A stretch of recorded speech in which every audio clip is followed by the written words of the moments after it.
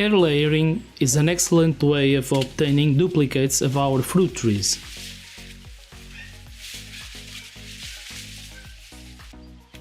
Almost all plants can be propagated this way, although some are more difficult than others and will take more time to develop roots.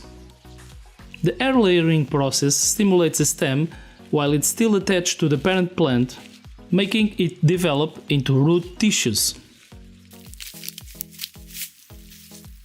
There are several stimuli that have the potential to make a stem develop root cells. The absence of light and a higher level of humidity are two of the most important.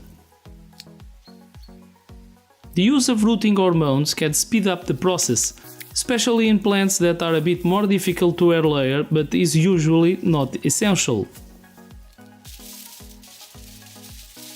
Applying a piece of aluminum foil to the stem will block the light and will concentrate humidity in that area.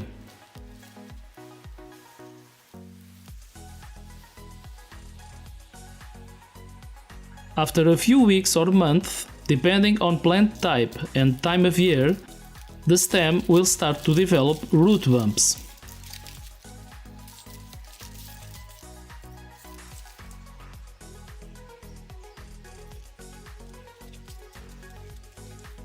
These might even turn into roots if the level of humidity is high enough.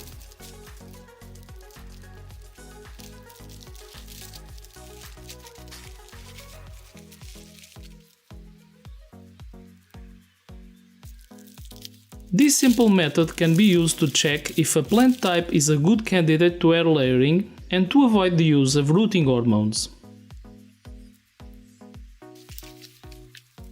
Pre-rooting cuttings is another good use of this method, since the cuttings will already have a few roots or root bumps before they are cut.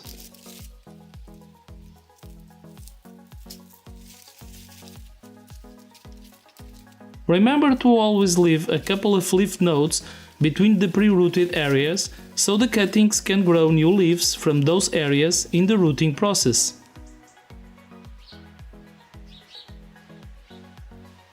Start by removing a full circle of bark below a leaf node.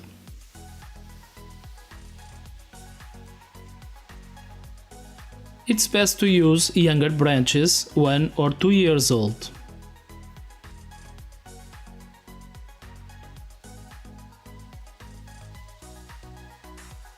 The bark will be easier to remove when the sap is flowing.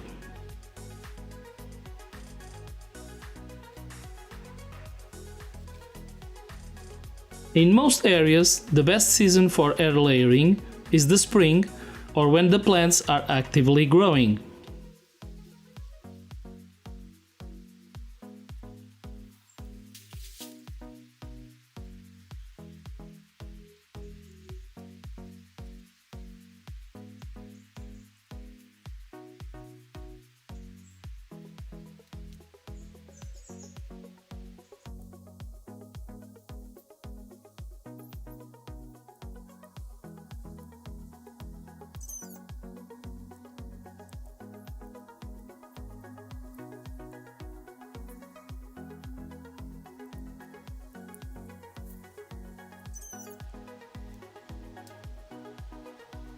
After removing the bark, make sure to scrape the cambium layer, which is located beneath the bark. If you don't remove this layer, the plant will try to regrow the removed vascular tissue, the phloem. If the plant is successful in restoring the phloem, the sugars produced in the upper leaves of the air-layered branch will go straight down to be stored. Without the phloem, which was removed with the layer of bark, that sugar energy will be used for root development near the leaf node. The third step is placing a wet rooting medium around the leaf node so the roots can develop. I find it easier to use a container with a lid. Check my video on preparing containers for air layering. The container fits snugly around the branch and it's easy to fill with the rooting medium. Use a light potting medium, slightly damp. Sphagnum, peat moss or cocoa coir are also popular choices. Be sure to wrap the container with kitchen film.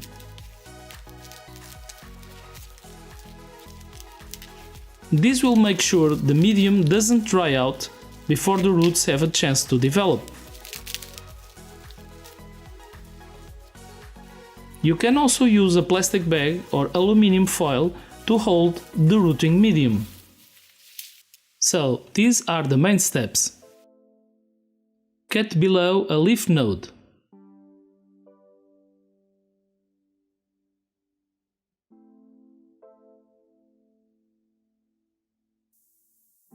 Remove a full ring of bark. Don't leave any bridges.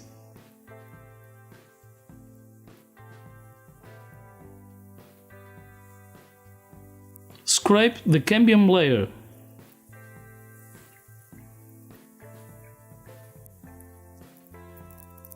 Place a damp rooting medium around the area. You can use a plastic bag, aluminum foil or a container.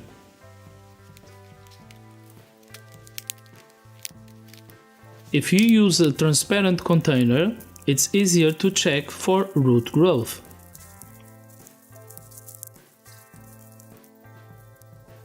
When using transparent containers, be sure to cover them with something opaque like aluminum foil. That way the roots can develop fully without interference from the sun and the rooting medium won't dry out. The time needed for roots to develop will vary, depending on the type of plant and the time of year.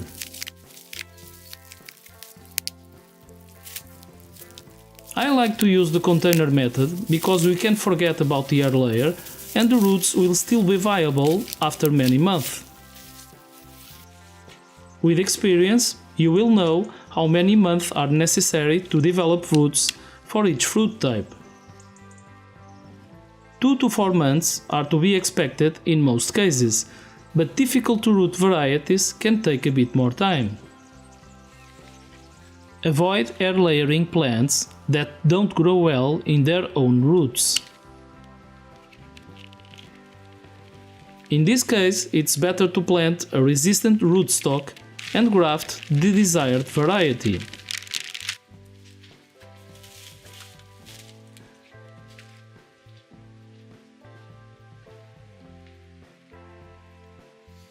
These air layers are from a pluot rootstock. They took almost 6 months to reach this stage.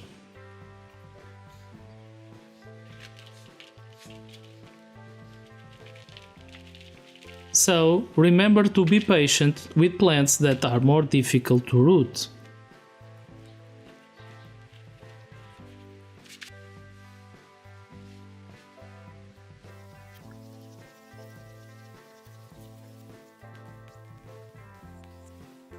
These air layers were done later in the season, so the leaves have already fallen.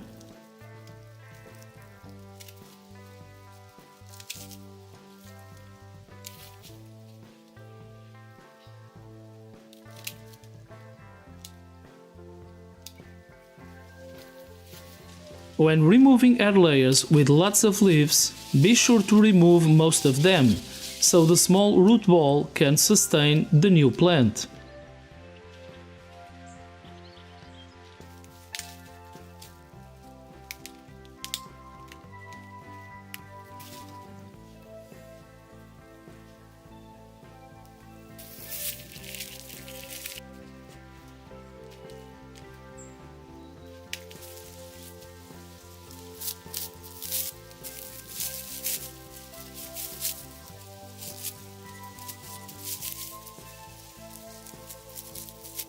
Thanks for watching. If you like my videos, subscribe, share and leave a comment to help me make more.